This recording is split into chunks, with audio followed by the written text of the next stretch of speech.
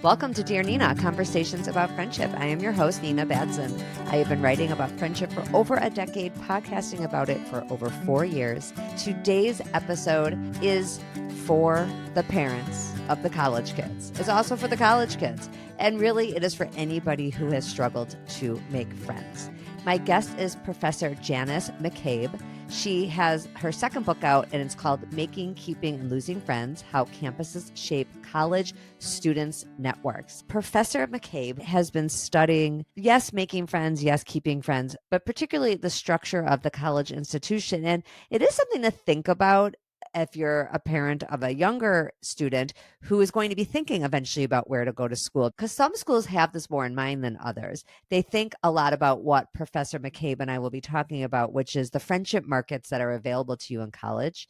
Some schools do a better job of directing kids towards those, of having certain kinds of orientation activities. And this isn't just about the size of the school. Even a really large school can be very mindful of how they help students acclimate to an entirely new environment. Either way, whatever the institution does or doesn't, it is, of course, still on you as the individual, the student now, not the parent. It is on the student to figure out what quote unquote friendship markets, which is something that we speak about quite a bit in the episode, which ones are open, which ones are closed to you. It's not the right fit because the people in that group, whether it's a group of friends or an activity, just aren't emotionally open right now to you. There isn't chemistry. Some of that we don't necessarily get into the nitty gritty of chemistry. That's like a whole separate thing. We are talking here about being aware of when the fit is just not happening. You don't feel you're being invited to things. You don't feel like you can be yourself. You're not enjoying yourself in these environments. Maybe you are bumping up against what seemed like an open market and is actually a closed market. I definitely experienced that in my life. I've talked about it many times on the podcast. I mentioned it briefly in the episode. Most people have. I would be shocked if somebody could not think of a single time when they thought they would be a fit somewhere and it really turned out they weren't. And I think what helps people make friends despite that is how quickly they are willing to move on from that. If you are always focused on the people who didn't like you, the people who didn't accept you, as opposed to who else is out there, that is what is going to make the difference, because there's nothing you can do about the ones that have already made it clear they're not interested. You have to keep going. And we talk a lot about different students that Professor McCabe has worked with, but the book itself has so many more details, and we could only really get into so much in these 30-minute episodes. If you have a kid in your life who is home whenever you're listening to this, winter break, the summer, and the next year of school is going to start, or you have a older high school student who's thinking about where to go to school, these are things to be thinking about, but they're also just applicable in your entire life. As we say in the episode, there is no time in life when you do not need to have some sort of friendship muscle that is functioning. Things change, your life circumstances change, you move towns, the people that live in the town that you've been living with for a long time no longer feel like a good fit for any number of reasons. You get divorced, you change jobs, so many reasons. I couldn't possibly name them all why you might need to make new friends or why you might need to work on keeping the friends you have. Like I said, today we're focusing on college kids for the most part, but I think the lessons are applicable to everyone. Dr. Janice McCabe is an associate professor of sociology at Dartmouth College, the president of the Sociology of Education Association, and the author of 2 books. Let's get to it. Hi, Janice. Welcome to Dear Nina. So wonderful to be with you today. We're talking to parents and their young adult, I guess they're adult students who might be struggling to be making friends in college. And maybe they always heard like, oh, these are going to be the best 4 years of your life and you're going to love college. And they spent all of senior year of high school just engrossed in the whole admissions conversation. Where are you going? And now they're there and maybe it isn't going like they hoped. Your book focuses on several things, but one big one is friendship markets. And I wonder if we could start there as a place that maybe people are not seeing the potential or not switching when they should? What is a friendship market? And other times when it seems quite challenging. Some of that is personality, some is luck, some is skills, but friendship markets really draws attention to the structural aspects to it. So there's an initial friendship market that opens up in college when first year students are first arriving, when people are particularly open to making friends. And so that's one of those periods where friendship seems particularly easy for people. I've even said it a lot of times on the show that college is a time that people make friends more easily. Not everyone, I should really remind the audience more of that, but more so than when you move to a new town and you're 30 years old. Sometimes that can be really hard because it's maybe unclear where the open markets are.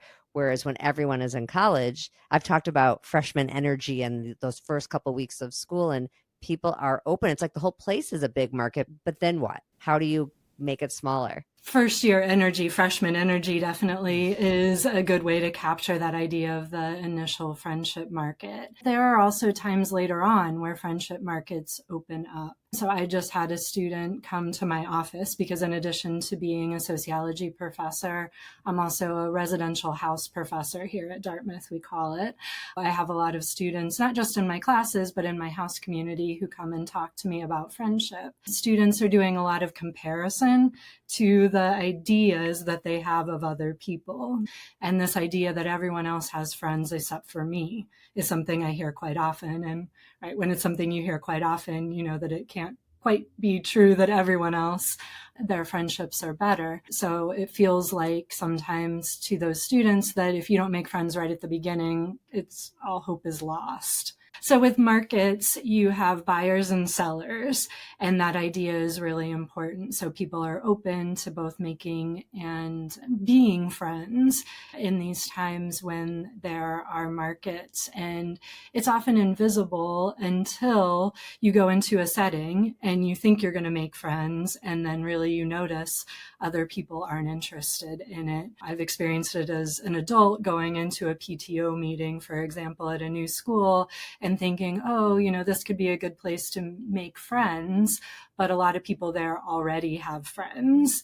So the market, for the most part, isn't open versus, right, as I just saw an advertisement in my kids' newsletter for their elementary school that they had an activity for new parents for the PTO. So I thought, oh, there is an idea of what is a friendship market. But back to college, friendship markets are clubs and organizations, classes can also be, but not always. So that's part of the trick, is being attentive to when people are open to making friends. So the beginning of certain terms, the beginning of a semester. So coming up, if kids haven't made good friends, it's not like hope is lost for this fall, but January would be another really good opportunity when classes are starting again. Maybe there's some new people in the dorm, clubs are looking for new members again. There's more of that potential for open markets. When somebody is new to school, even new to a city, because as always, like I do try to extrapolate to all listeners, even though we can't always in every episode, I agree that the market concept and being open to who's buying, who's open, that's the open market. I had the same experience. I've talked about it 1,000 times, moving to Minneapolis and just assuming right away that people around my age, you know, you talk in your book, and how do you pronounce the word? I never say it right. I would just say in regular English, people who are like you, people who are Homophily. homophily. Okay, I didn't want to say incorrectly. And that is sort of a natural place to start, even though it would be nice in this world if we started always with people who are different from us. And I do think there's so much value. I've done whole episodes on being friends with people who are different from you. Obviously, if you're in a whole new place, it is natural. There's something natural about it. So I move here, I look for people just like me, and it just didn't click at first. I was really bitter about it for a long time. And I think I probably missed out on some opportunities at first at what would have been other open markets, because I was walking around with a little chip on my shoulder that one particular market, one group, let's say, wasn't as open to me. As I've grown both in maturity as a person and in my knowledge of understanding how friendships form, I get that most of those people already had a lot of friends, grew up here, went to camp together, and nobody's entitled. I was not entitled to their friendship and their time because we're around the same age. and we have some things in common. When you spend a lot of time being bitter that people weren't open to you, you're like wasting time and opportunity is how I see it. In a college context, I understand how that would be very difficult because you really see these groups forming quickly. The text groups, they're just fast. Do people talk to you about the text groups forming when they come talk to you as an advisor? They definitely do. The one hard thing about those text groups for people is it's really clear who's in and who's out. There's not that blurriness like there was when we were younger and you were unsure whether you were invited to something there. It's really clear whether you're part of that group or not. So what would you tell someone who comes to you and says they tried joining a club? Because I assume that would be like the first thing you would say is, did you join something else? They didn't make friends on their freshman floor, let's say. I know you guys have like houses in Dartmouth, but I'm thinking about like my college experience and one of my kids so far. There's the freshman dorm and a lot of groups get formed there and they start big usually. It might be a text of even 20 kids. Of course, over time, it's going to get smaller. And I remember telling my son that, like, it's not going to be 20 kids in 3 months. It's just not, that's not plausible even to always get together and take Ubers and stuff with 20 kids. And so it starts to get smaller. But so let's say they didn't make friends in their dorm. The roommate was just okay. They didn't make friends in the first club. What do you got for them? Keep trying, because there's always more clubs, there's always more classes, there's always these future opportunities. And it can feel hard because you can take it personally. But to me, one of the really wonderful things about the friendship market idea is that rather than blaming yourself and thinking, right, I'm just awkward, I'm just introverted, or blaming other people for not being open, you can see that there's the structural element also at play. So there's likely some personality, some skills, some luck, and some structure that are all part of what makes friendships work and what makes a particular time important. So you brought up homophily before, and researchers find the two main drivers of friendship are homophily and propinquity are the scientific terms for them. So homophily is talking about similarity. Propinquity is talking about proximity and repeated contact. That's something that dorm floors get. You're seeing the same people over and over again, or you're seeing each other in a weekly club or a class that meets several times a week. Even better if you see the same people more than one semester in a row. And this isn't just my research, but a lot of people's research have found, for example, that people are more likely to be friends with the person who has the apartment door across from them than they are someone down the hall, or certainly than the floor below. They're more likely to be friends if they share a stairwell, because you're having those repeated times when you're passing, and maybe over time you're starting a conversation with people, or you're noticing something like, oh, right, they have a sticker for the same coffee shop that I like, or something like that. Friendship takes persistence. Yes, I love that. The persistence is so true. And I like what you're talking about because it mixes the desire I think a lot of people have for things to just grow organically, which is wonderful when that happens. And proximity, I think, is a huge factor in that because you have the opportunity for things to grow organically. But using the structure of the things going on at college campuses, I think what people are talking about when they say college is an opportunity, there's so much structure in place that if those people that you would more organically see, if it's not clicking, there's not chemistry, then students, I think, should be leaning into the structure that exists. It may feel contrived, but that is what will provide proximity. So like if you're a roommate and your floor mates, it is not feeling like a good connection, then you got to join stuff so that you can force proximity with other people. That's right. What I found is that some students would come to college and cling on to the very first friends that they made because they felt like making friends was urgent and terrifying, was one quote I had in my book that really stuck with me, because it's both of those things. It does feel urgent. It feels terrifying. It needs to happen. And there's this perception that everyone else is doing it. Social media plays a role in that too. Not only everyone here on that campus that they're on, but also their friends who are elsewhere are making it look like they have a lot of friends. So there can be this tendency to, as I said, stick with that first group. One trick to the friendship market is to keep your options open for a little bit, meet people in other clubs and organizations, and it's not to be insincere about what your interests are. I always tell students, think about the range of interests that you have, join a club or organization related to that, even if it's just a little bit of an interest that you have. Maybe it's a way that you can build both skills in something and build friendships and relationships through something. And those are skills they're going to need again anyway, after college, right? When you move to wherever you're going, even if you move back to your hometown, maybe all the people that you were close with went somewhere else and you still need new friends, or maybe you have grown beyond those people and you still need new friends. Like there isn't a time in life ever when you can never have the ability to connect with other people. It's a really important skill. And for some people, college is the first time that skill is tested. Yeah.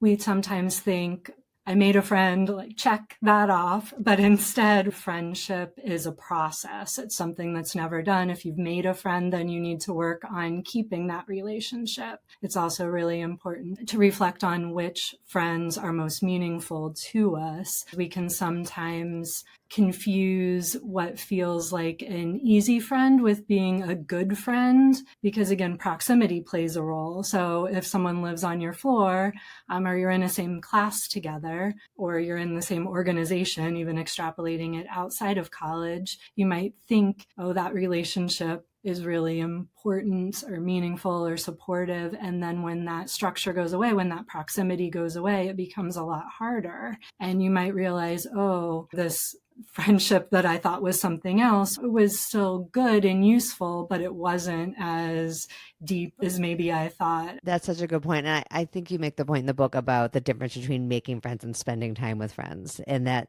really is kind of what you're talking about. Because you do have to start with the making friends, but you actually have to keep seeing these people. Just being on the text group, it isn't like check the box. It might feel like that. I think it must feel like that to young people. Now, like, okay, I'm in a text group. But if you don't actually go to stuff with these people or spend time, it's just names on a screen. And in my book and in my broader work, I use network analysis also. So part of what I look at is that there's not just individual, like one-on-one friendships, but instead people are embedded in a group. But some people have one group of friends, which is the type of friendship that we tend to romanticize. It's what a lot of TV shows and movies show, what I call tight knitters. They look like a ball of yarn, their network. Compared to the other two types I call compartmentalizers, which look like a bow tie. If people have two groups of friends, you can have 3 or 4, but people know each other within the groups, but not across them. So for college students, sometimes they're friends from their dorm, friends from a class, and friends from their sorority. And then the third group are what I call samplers. And they have as many friends, but they're mostly one-on-one friends. So their network looks like a daisy. I bring this up because if you have the same number of friends and you have one group, if we're talking about social media, you can just send a message to the group and you've checked in with them. Whereas if you have multiple groups, you need to spend time with all of them, or at least checking in with them in order to maintain those ties. And if you have a sampler network, each of those are one-on-one friendships, which again takes a lot more time, especially to get the same level of depth. So those different network types have different strengths and different challenges associated with them. Have you found in your work that certain personality types lean towards one of these 3? And can you say the 3 again? The tight knitters, the compartmentalizers, and the samplers. I want to spend a little more time on it. So the personality types that would lend itself towards each one, I would love to hear more about that. Yeah, it's something I wondered. I'm a social psychologist and a sociologist, so not a psychologist. But to the extent that I could tell, it doesn't seem to be at least just personality type that factors in. For example, students who were more introverted, some of them were samplers, for example, had a good number of friends, and I call them samplers because they meet one friend often in different places, like one friend in class, one friend at a job. Then some of the samplers, for example, are like social butterflies in terms of that same thing. And also with tight knitters too.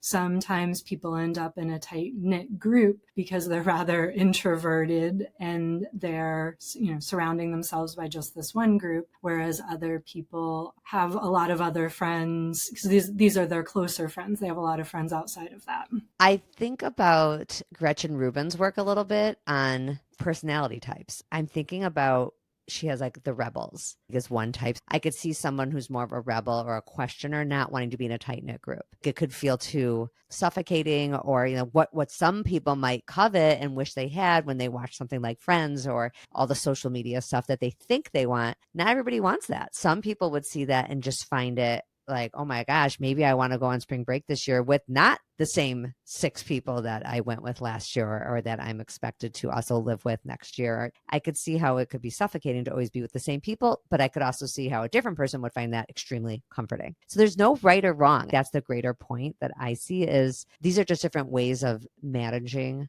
a large institution. Sometimes you want it to be just one group, and sometimes you want all different kinds of people in your life. But you're right, the more people, it does take more effort you can't just disappear on some people half the time. That's right. And I interviewed people over time also. And what I was seeing is that some people kept the same network type over time and other people changed. So I interviewed them both during college and in the transition afterwards. And what I took from that is that I think some of their network type is personality. Some of it is that experience that they had before. Some students had a lot of practice making friends, going to a lot of different schools, a lot of different summer camps, and other people had gone to school with the same people since kindergarten. They didn't have that practice making friends before college. And then another part of it was really the fit with the institution, because one thing we haven't talked about yet is that I studied multiple institutions and found there were things that colleges did that made it easier or harder for people to make friends. For example, tight knitters had an easier time at UNH at a large public institution. The University of New Hampshire was one that I studied. That was harder, and the fit was different for different network types with different campuses. What I would like to hear more about the different things that the schools could do or have done that you found in your research to help kids out. Because this actually would be helpful for current juniors in high school to think about before next year. Yeah, so the 3 campuses that I studied in my book that just came out called Making, Keeping, and Losing Friends was Dartmouth College, University of New Hampshire, and then Manchester Community College, which is a 2-year non-residential, meaning it doesn't have dorms. I was curious to know what role dorms played, what role clubs and organizations played. Another reason I chose Manchester Community College is that they had a lot of clubs and organizations listed on their website, so I was really curious about that. But some of the things that create a strong initial friendship market are orientation programs. Dartmouth has a week-long outdoor orientation program called TRIPS that over 90% of students participate in. There are these small groups that students call the other students that are part of it, they're trippies, too, that are part of this group, and they get to know each other quite well. They're living in dorms specifically for first-year students, which is another place that this initial friendship market happens.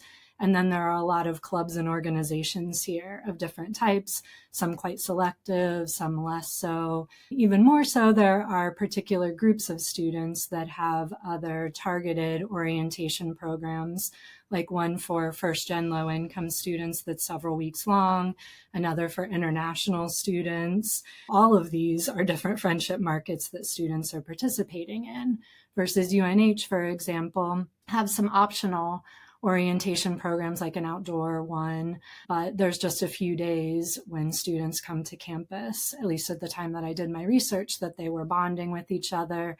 And then they had the opportunity to live in dorms for first year students or mixed year dorms, which I first thought, as did a lot of students, oh, living in a mixed year dorm could be really neat because you could get to know older students, make friends across that difference. Back to the friendship market idea that those non-first year students already had their friendship set. Oh, yeah. I mean, immediately when you said that, I was like, there's no way that worked. No.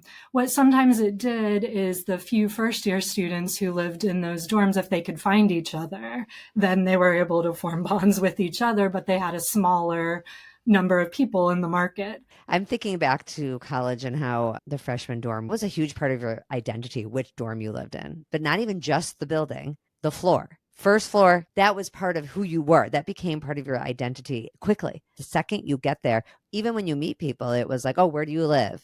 I'm on the third floor. Oh, okay. Well, there's a little bit of proximity, but it's still another floor. Then there was always that person who didn't quite click with their own floor and their own dorm. They would become a constant on your own floor.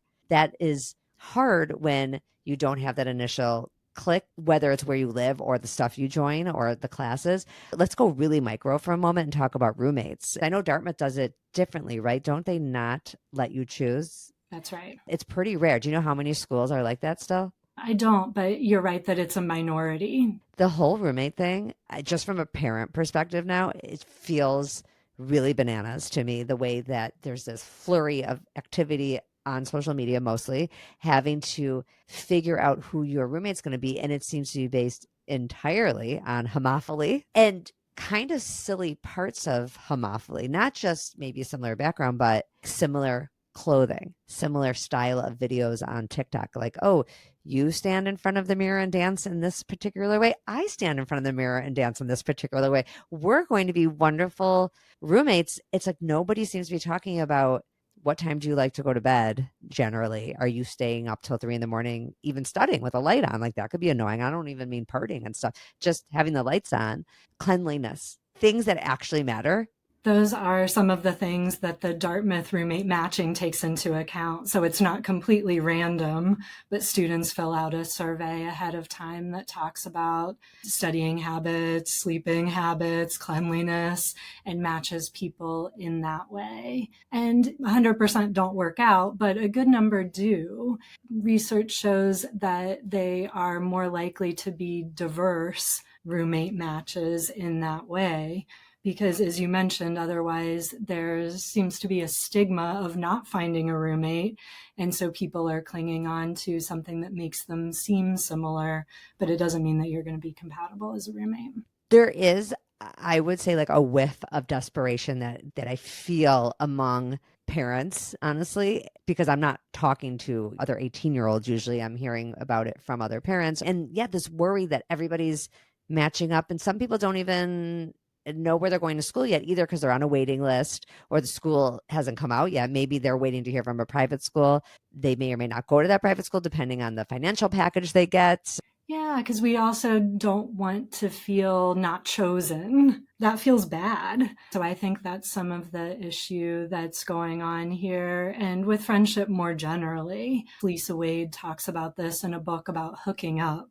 And while hooking up is very different than friendship in a lot of ways, those processes of feeling wanted, feeling chosen certainly apply. Oh, that's such a good point. As we wind down and we're thinking about these parents who are worried, I mean, my audience is really more the parents, it just is, who are worried about their kids. They have a kid who is on the way home and doesn't seem that happy. Like, what are we telling these parents to give them some hope? Friendships change a lot. When you're having a hard time, that doesn't always feel good. But I think it's important for us to keep in mind, both as parents, and I'm a parent as well, and for our students too. We're changing all the time. Other people are changing. So even if we happen to find each other at a particular point, things may change. So again, there'll be opportunities ahead of time. So I think some really concrete things are not being in your phone all the time and paying attention to your surroundings, I notice it at the cafe on campus. There's always a line. I'm also often looking at my phone trying to check emails in between. But if we look up, at least occasionally, we might see someone that we know, say hello, start up a conversation. If there's someone that you think is interesting, inviting them to whatever you do, to coffee, to grab a meal together. That's definitely something that happens a lot on college campuses for students that have a meal plan. Making a plan to grab a meal after class is pretty low stakes.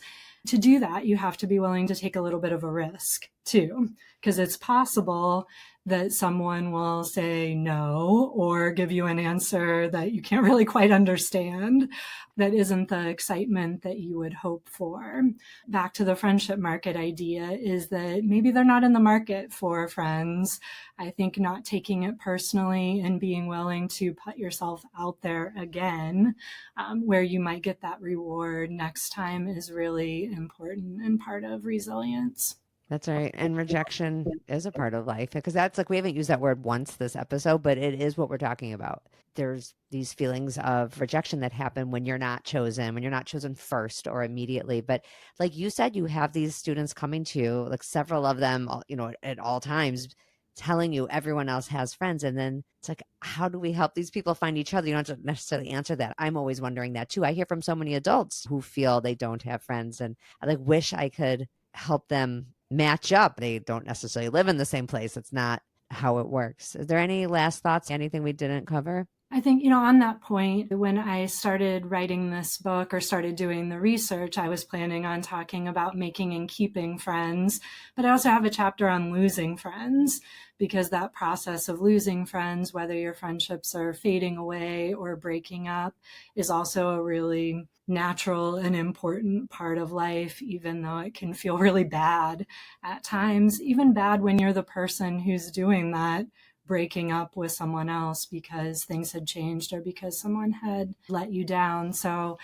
coming back to that idea that friendship really is a process and it is work. It brings us a lot of joy. It's a basic need that we have for connection, but there's also a lot of work involved in it. And you brought up something earlier too. I just want to reiterate that they do change. The people you met right away and everyone else who's looking at these people who clicked right away, it doesn't always last. It oftentimes doesn't, and it changes. And your kid who might think, oh, everyone else has this group, I'm not saying that kid's wrong. It may be that a lot of people have a group, but it doesn't mean that's the group that's going to stay. And we didn't even really talk about sororities and fraternities, but I think that almost goes without saying that is another market that one could dip into or choose not to. And I don't know what percentage of each campus is Greek. It's different for every campus. You'd have to look that up, but it is a place you could try, and it's a place that you could actively decide not to try, and there'll be other people just like you who aren't interested. That's right. There are times that a lot of people joined sororities or fraternities to make friends, and sometimes that did happen.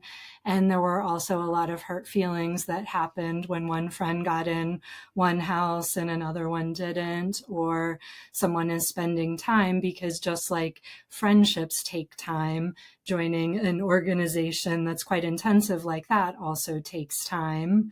And so people are deciding where to spend their time in those instances.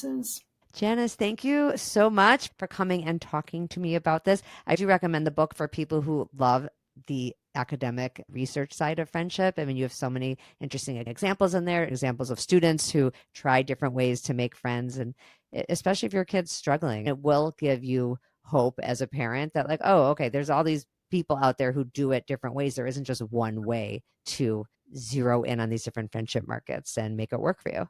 Yeah, and I end each chapter with takeaways for students, takeaways for parents, and takeaways for colleges as a way to make it actionable for people. So it's been wonderful talking with you. Thank you very much. All right, you guys come back next week when our friendships are going well in college or otherwise. We are generally happier all around, and there's always hope for it to get better.